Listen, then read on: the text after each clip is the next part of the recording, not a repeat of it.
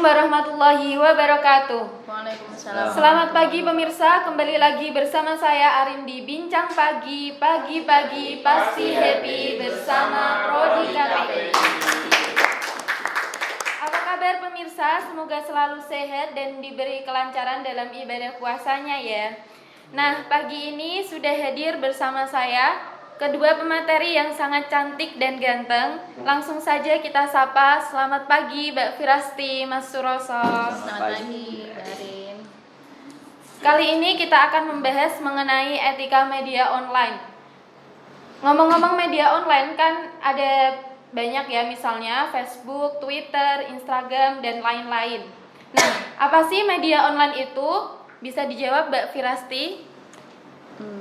Dari saya mengenai pengertian media online di sini itu sarana atau sistem komunikasi yang tersaji secara online dan tentunya itu menggunakan internet ya, seperti halnya situs website, terus seperti aplikasi yang biasa kita gunakan setiap hari seperti aplikasi WhatsApp, Instagram, Telegram, seperti itu sih. Dan dalam media online itu juga tentunya menggunakan kaidah-kaidah jurnalistik dan dalam sistem kerja mereka.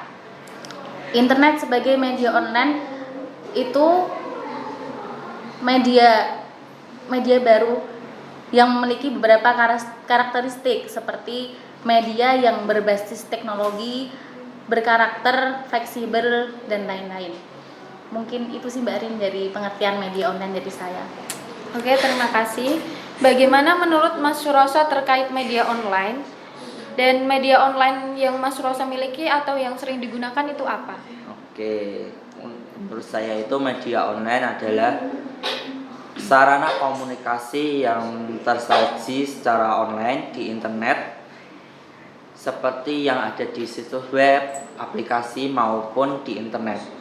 Dan untuk aplikasi media sosial yang sering saya gunakan itu ada banyak, diantaranya Facebook, WA, Twitter, dan Instagram. Dan saya sering online untuk semuanya, sering menggunakan semua. Nah, tentu dalam penulisan maupun penyebaran informasi pastinya ada hal-hal yang harus diperhatikan oleh pengguna media online ya. Bagaimana etika pengguna media online, Mas Suroso? Untuk etika menggunakan media online, yang pertama tidak mengandung unsur sara. Yang dimaksudkan di sini adalah dalam tulisan tidak ada yang didasarkan pada statement identitas yang menyangkut agama, kebangsaan, golongan, dan suku. Yang kedua, mencantumkan sumber tulisan. Maksudnya dalam setiap penulisan berita, jika ada sumber yang diambil dari entah itu dari buku maupun internet, harus mencantumkan referensinya. Yang ketiga itu menggunakan EYD yang baik dan benar. Itu saja sih. Terima kasih.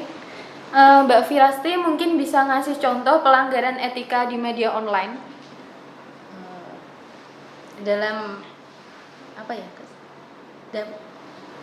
Contoh pelanggaran etika di media online. Contoh pelanggaran itu seperti halnya tahun 2017 kemarin itu ada berita mengenai kiper sepak bola yang meninggal. Itu kan dia dari media tersebut itu mencantumkan privasi atau hal-hal yang seharusnya tidak di-up pada media sosial tersebut. Itu menurut saya termasuk pelanggaran sih, karena dalam tadi etika media online kan tidak boleh mencantumkan hal-hal yang mengandung privasi dari itu yang harus diliput itu kan. Nah, dalam penggunaan media online tentu ada pedoman pemberitaan media online ya. Apa saja sih pedoman pemberitaan media online itu? Tapi jangan dijawab dulu, kita masuk di segmen berikutnya. Tetap bersama kami di Bincang Pagi. Pasti happy bersama Prodi.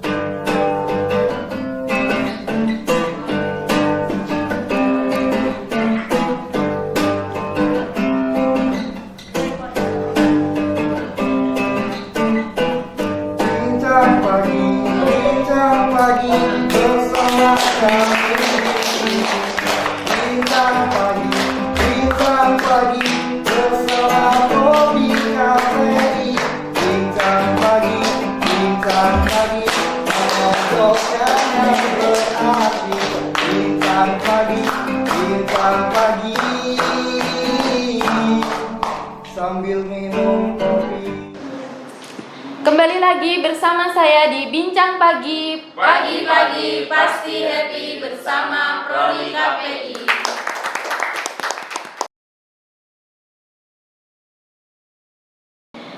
Dalam penggunaan media online, tentu ada pedoman pemberitaan media online. Apa saja sih pedoman pemberitaan media online itu? Dari Mbak Firasti mungkin bisa dijawab. Dari saya, pedoman dalam pemberitaan media online itu mengandung beberapa unsur ya. Satu, dalam ruang lingkup itu ada 2 poin, yaitu media cyber adalah segala bentuk media yang menggunakan wahana internet atau terkait dengan menyangkut dengan internet itu kan, dan melaksanakan kegiatan jurnalistik. Poin kedua itu mengenai isi buat penggunaan adalah itu segala isi yang dibuat untuk dipublikasikan oleh pengguna media online atau media cyber, antara lain itu seperti artikel, gambar, blog, forum, website, dan lain-lain. Yang kedua itu mengenai poin verifikasi dan keberimbangan berita. Ada 3 poin sih di sini.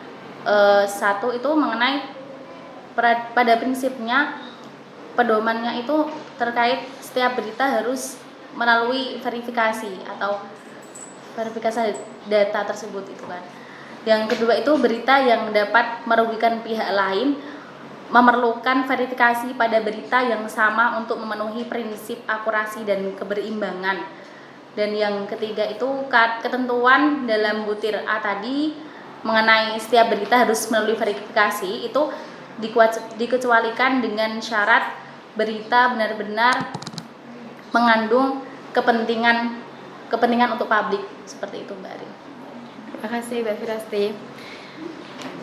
Dari pemberitaan media online tersebut, apa saja dampak negatif media online pada kehidupan masa kini, khususnya pada remaja, Mas Roso? Untuk dampak negatifnya sendiri itu sangat banyak ya, dan beragam. Contohnya banyak menyebarnya hoaks di mana-mana, dan juga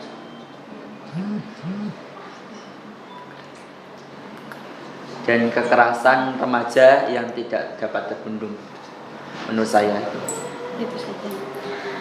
Nah, apa harapan Mbak Firasti sama Mas Suroso ini dengan adanya media online ini? Dari saya sendiri sih Mbak Arin, harapannya adanya media online ini di kalangan remaja, khususnya di masa COVID-19 ini ya, itu kan pembelajaran dilakukan secara daring kan. Harapannya dari saya itu menggunakan media sebaik mungkin untuk belajar. Ada kalanya buat untuk bermain setelah setelah jam belajar itu selesai, seperti itu sih, agar tetap konsisten untuk belajar, seperti itu saja dari saya. Dari Mas Rosa? Harapan saya sih semoga dalam media online dapat digunakan dengan semestinya, dan juga dan para remaja itu dapat beralih ke media online yang baik, dan yang pemuda yang penjualan online itu semakin meningkat, dan itu saja. Terima kasih dari Mas Roso dan Mbak Firasti atas bincang-bincangnya pada pagi hari ini ya. Demikian pemirsa Bincang Pagi dengan tema etika media online. Sampai jumpa pada Bincang Pagi selanjutnya. Bincang Pagi, pagi-pagi pasti happy bersama Prodi KPI.